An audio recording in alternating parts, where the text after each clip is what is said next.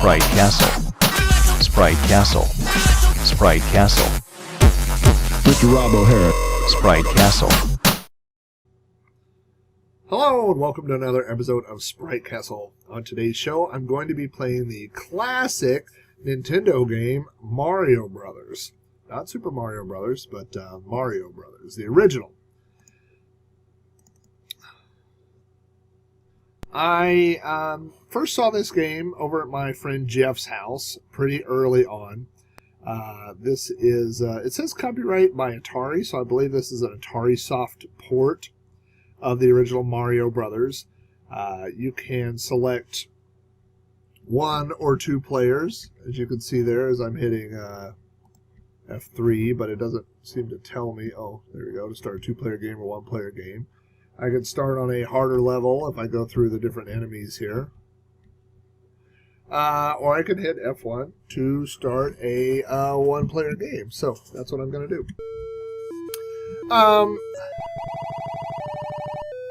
Some of these games I feel kind of silly explaining the gameplay mechanics. I don't know if you've never seen them or not, but the goal of Mario Brothers is to clear each level of the sewers here by knocking these turtles on their backs. You knock them over on their backs one of two ways. One, by hitting them from underneath, or two, by hitting the giant POW button down there, which is, each time you hit it, it goes away a little bit. The turtles cannot cross obstacles, so I'm going to leave that guy there. And if you notice this turtle, it comes, he runs into that guy, and then he turns around and turns back the other way. They also do the same thing when they hit the coins or anything else. So you can kind of use that to your advantage if you're watching what's going on. If you hit them in the back half, they will continue their momentum. Oh, this is a bonus level. The point of this bonus level is to get all the coins that you can before time runs out. Let's see if I do it. 12 seconds left. As long as you make that jump and this jump. Oh. I didn't make that jump. 5 seconds. 4 seconds. 3 seconds. 2 seconds. 1. Ah, did it. So in this game you are Mario. This is the game. If you are familiar with this game will help you. These are, by the way, crabs take 2 hits. If you notice, the first time you hit them, they just get angry and move faster. And then the second time you hit them, it knocks them on their backs. Woo. Notice that one up there is trying to change colors, and now he is purple, and he is really mad, and he's going to be moving faster. Oh, I just made those two mad, too. That was not my best strategic move. If you have them all here, you can hit the POW and hit them all like that. Knock those guys over, and obviously it hits all of them from underneath. So if you had one that was on his back and you hit him and turn him upside down, let's see if I can hit this guy and then hit him again. Oh, missed him. You will see a fireball that comes out. The fireball is kind of like the pterodactyl from Joust. It is a gameplay mechanic inspired to move you along your way, and here comes the fireball right there. So let's get out of the fireball's way. Go ahead and get that guy knocked off. So you'll have a couple of levels with each enemy. We had 2 with the turtles. This is our second with the crabs. Oh boy, I just did that wrong. And watch how I can. Oh, just get rid of that. Notice he goes in the tube, and I get to wrap around. The crabs move faster than the turtles, so if there's one behind a turtle, he will run into it and start going the other way.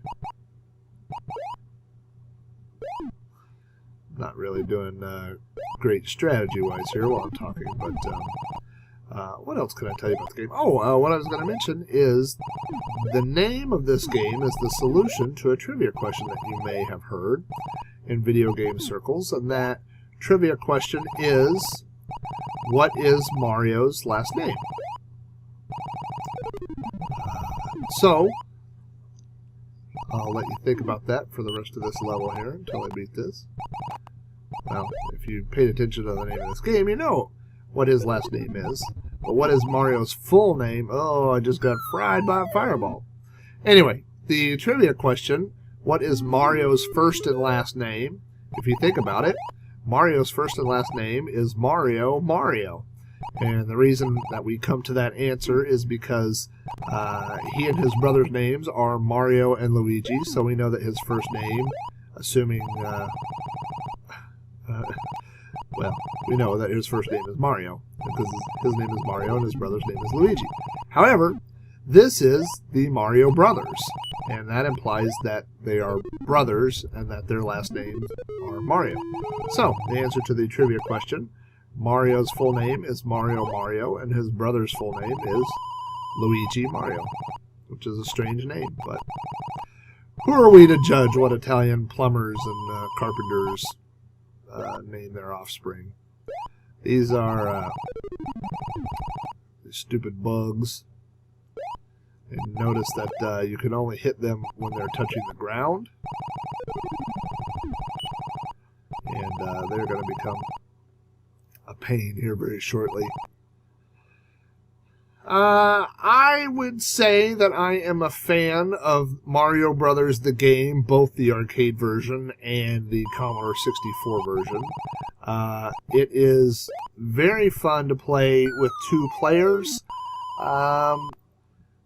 This is definitely one of those games where you have to decide when you begin if you are going to play as a team or if you are going to kill each other.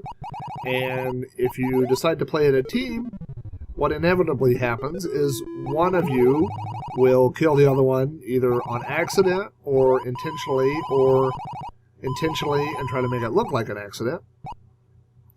And then at that point, all's fair in love and war. I'm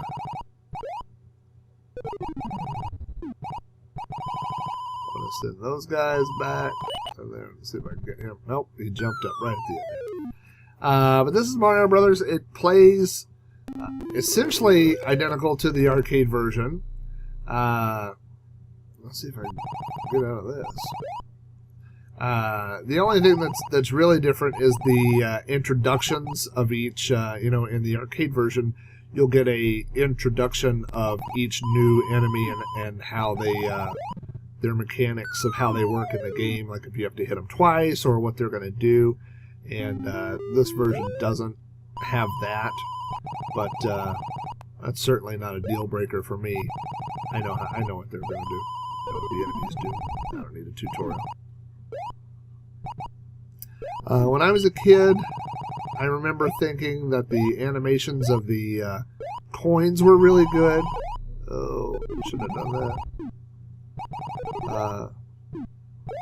And I still think that today. I think the coin animations are nice.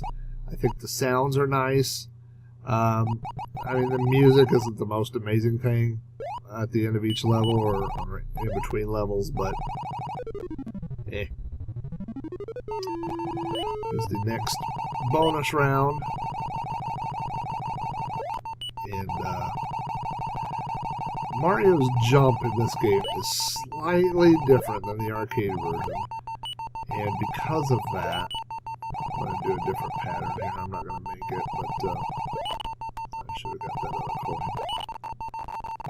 coin. But because of that, if you play the arcade version a lot, then you get used to that, and then when you switch to this version, the bonus level is just slightly more difficult, and vice versa. If you've been playing the arcade version a lot, then this version becomes more difficult.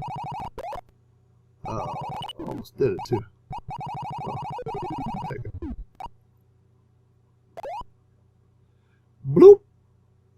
Commodore 64 by default, not by default, hardware-wise, can handle 8 sprites. And so you will see some minor flickering going on in this game when there are, I thought I could make it past it, more than 8 things on the screen at a time.